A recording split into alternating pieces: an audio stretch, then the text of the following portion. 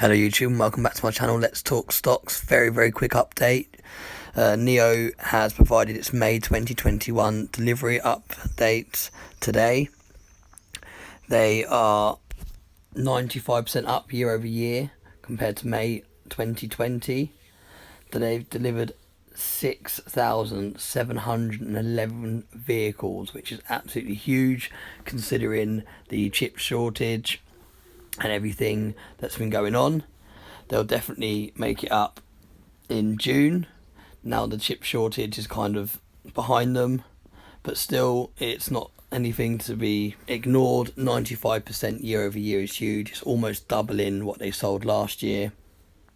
I'll leave the link in the description below so you can have a read through the final details of the announcement. But I just wanted to get a video out there to show you that although NIO is a bit of a sleeping giant, they are still producing thousands of cars every month, and they're still definitely a company to watch, and in my opinion they're still very undervalued on the stock market.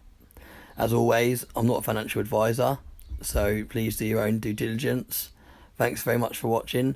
Let me know in the comment section if you're still holding NIO, and I'll see you in the next video.